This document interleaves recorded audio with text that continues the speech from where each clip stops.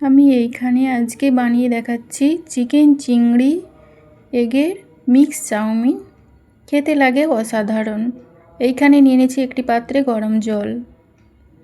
জলটা ফুটে আসলে তাতে দিয়ে দিলাম চাউমিন, দিয়ে দিয়েছি সাদা তেল, দিয়ে দিলাম পরিমাণ মতো লবণ, দিয়ে ফুটে আসলে চাউমিনটাকে নামিয়ে নিলাম।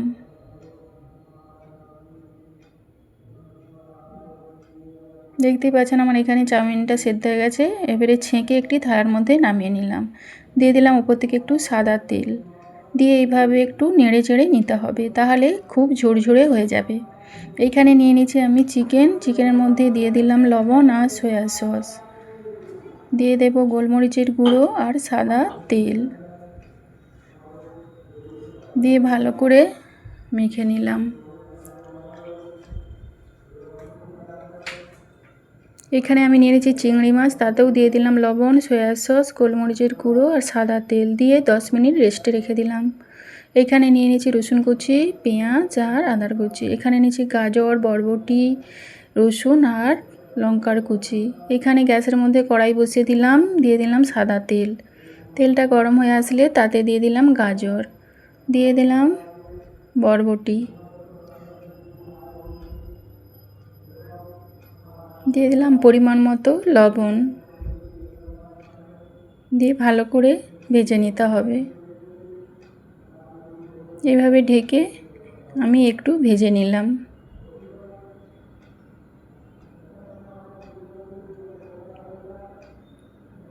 এখানে আমার গাজর বরবটিটা হালকা ভাজা হয়ে গেছে, দিয়ে দিলাম কেটে রাখা বাঁধাকপি। বাঁধাকপিটা দিয়ে ভালো একটু ভেজে নিয়ে নামিয়ে নিলাম। এবারে ওই কড়াইয়ের মধ্যে দিয়ে দিলাম সাদা তেল, দিয়ে দিলাম 2টো ডিম, দিয়ে দিলাম গোলমরিচ আর লবণ, দিয়ে ভালো করে ভুজিয়া বানিয়ে নিলাম। দিয়ে দিলাম চিংড়ি মাছ, চিংড়ি মাছটাও ভালো করে ভেজে নিলাম। দিয়ে দিলাম রসুন কুচি, একটু কাঁচা লঙ্কার কুচি, দিয়ে চিকেনটা দিয়ে দিলাম, দিয়ে ভালো করে চিকেনটা ভেজে নিতে হবে। এবারে একটি বাটির মধ্যে সসটা বানিয়ে নিলাম। দিয়ে দিলাম 1 চামচ সয়া সস, 1 চামচ রেড চিলি সস, 2 চামচ টমেটোর সস, 1/2 চামচ ভিনেগার, দিয়ে ভালো করে মিশিয়ে নিলাম।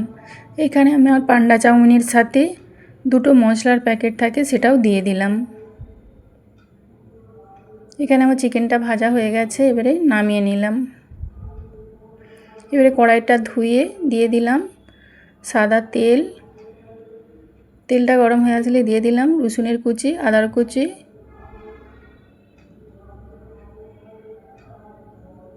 দিয়ে দিলাম কেটে রাখা পেঁয়াজ, দিয়ে দিলাম কাঁচা লঙ্কা, দিয়ে হালকা ভেজে নিতে হবে। পেঁয়াজটা বেশি ভাজার দরকার নেই, তাহলে ভালো লাগবে না। এবারে সব ভেজে রাখা মশলাগুলোও দিয়ে দিলাম। দিয়ে দিলাম ডিমের ভুজিয়া।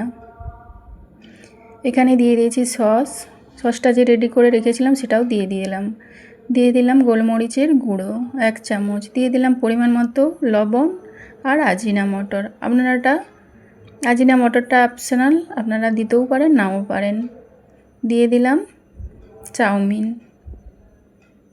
দিয়ে ভালো করে চাউমিনটা ভেজে নিতে হবে।